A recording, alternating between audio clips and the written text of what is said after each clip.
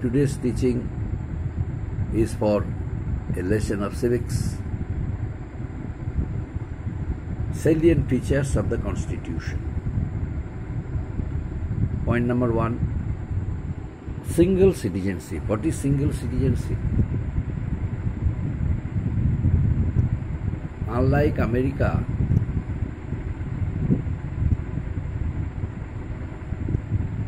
where citizens can enjoy their citizenship both for the state and union. But in our state, in our country, India, citizens have only one right: citizenship for the country, not for the state they reside. That means in our country, equal opportunity is given to all. In order to establish the policy of equality, everyone is given equal right. Citizenship of India. There is no citizenship for state and union, but only one citizenship, that is citizenship of a country we are living, our country India. So our one identity, that is we are Indians. We have citizenship for our country India, but there is no provision to have a citizenship for that particular state we live or we reside. And next point, universal adult franchise. As per the Constitution of India,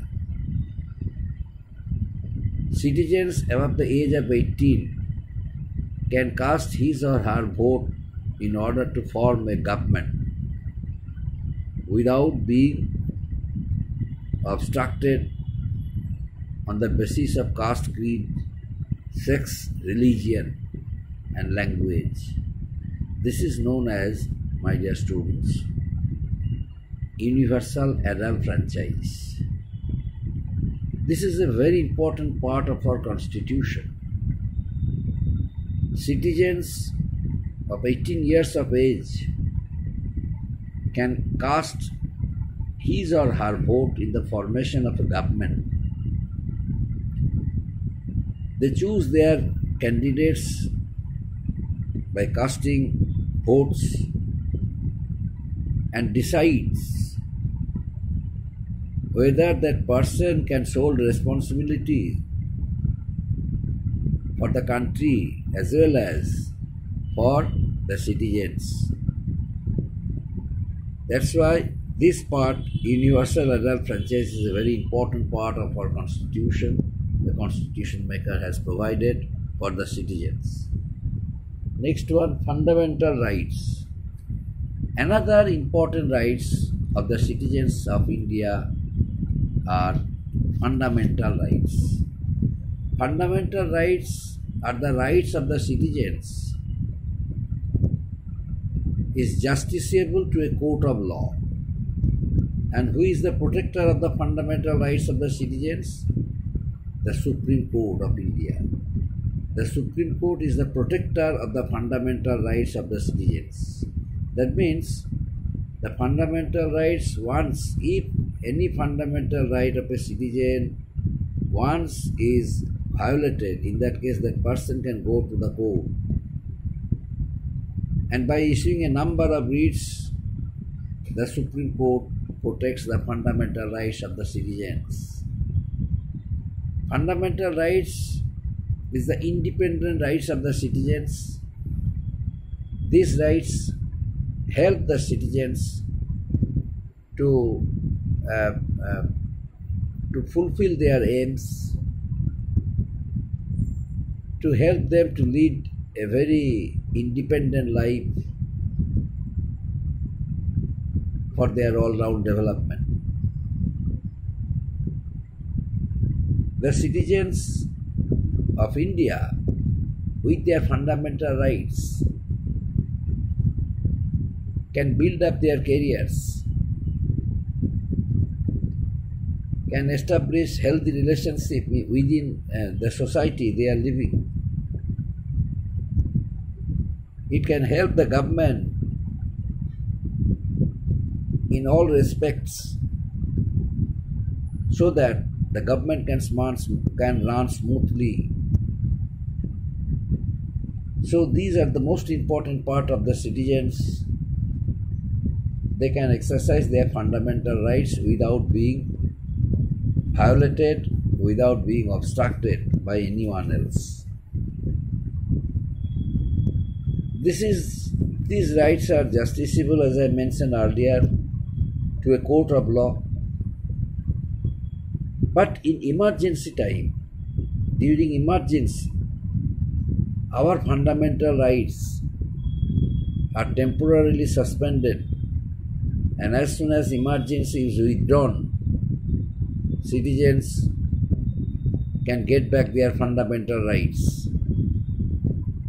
But during emergency, the cause for which their fundamental rights are fundamental rights are suspended, in protest against that system, the citizens cannot go to the court. In that case, their application will be ignored, since there is an emergency in the country. Emergency is an important thing. Sometimes it happens due to urgent needs. That's why during emergency period, fundamental rights are temporarily suspended by the president, and during that period no one can challenge that very system. If anyone challenges, that means the person is challenging the system of the Constitution of India. And next one, importance of fundamental rights. Why are fundamental rights important? The fundamental rights are important because it is the basic human rights of the citizens. Basic human rights of the citizens. The citizens have the rights to enjoy their human rights. Their human rights cannot be challenged, cannot be obstructed. These rights allow a person the right to develop his or her personality in a balanced manner. That's why the Constitution maker has provided the fundamental rights of the citizens without, arising out any crisis on the basis of gender, religion, caste, and cultural background. Under the program of the UN General Assembly in the year 1948, the Assembly decided to provide universal declaration of human rights for the citizens of every country. The UN General Assembly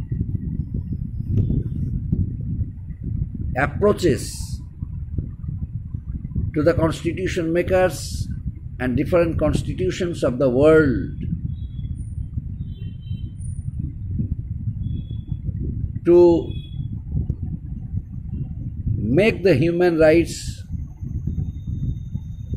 Universal Declaration of Human Rights, a part of the Constitution, according to which the Constitution framer of India made it a part of the Constitution of India. The Universal Declaration of Human Rights became a part of India after that.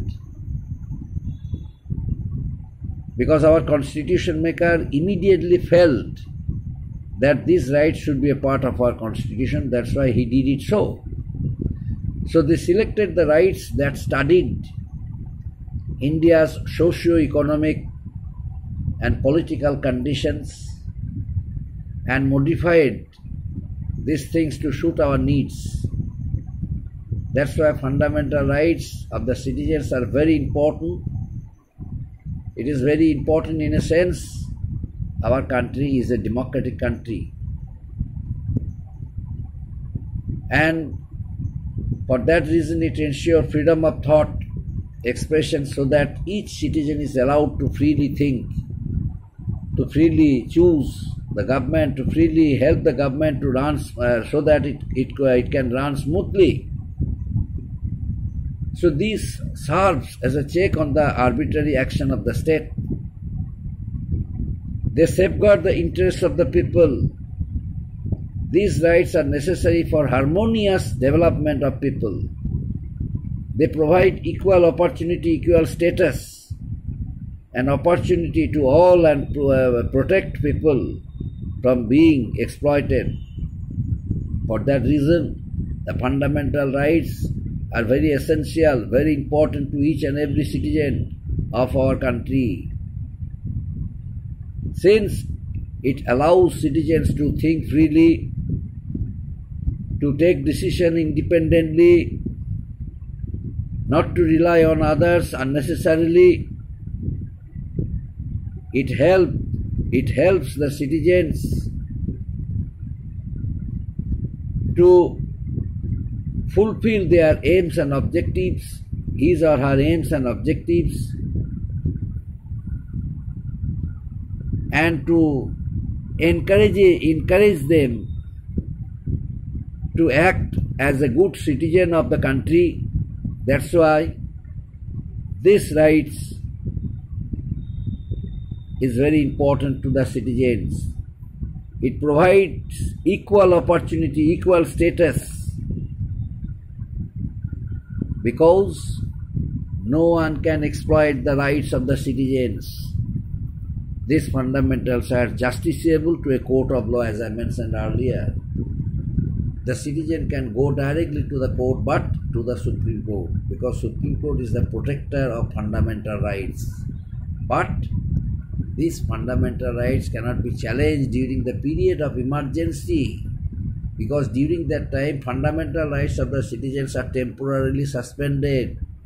Whenever emergency is declared to be withdrawn, during that time the citizens automatically will get back their fundamental rights and can exercise freely like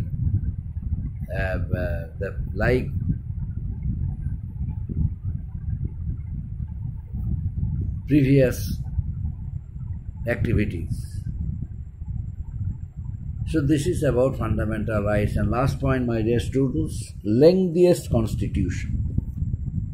Our constitution is the lengthiest constitution of the world. Now why is it lengthiest constitution? Because our country is a country of different cultures, different customs, traditions, languages, religions, religious faiths and beliefs. That's why Constitution maker, while framing the Constitution of India, gave equal importance to all group of people, to all religious faiths and beliefs, to all spoken languages, as per caste, creed, religion, culture. The Constitution framer, gave equal importance to each category, each person, each citizens of different categories, different cultures, different languages, different customs and traditions, and different, of course, religion and religious beliefs and faiths. That's why automatically our constitution had become lengthiest constitution. The aim of the constitution maker was to give equal importance to each citizen of India, so that no one must not raise any objection, any grievance against the system of constitution. Every constitution is supposed to have a basic structure that cannot be altered. That means a constitution which is once framed should not be changed. But sometimes our constitution is required to be changed under present condition. And whenever it is changed, some laws and some articles are required to be changed. Now it is done in the interest of the country, it is done in the interest of the citizens, it is done in the interest of the all-round development of our country. That's why sometimes, nowadays, changing constitution has become a part of our constitution, a part of our government. Up to this, my dear students, thank you.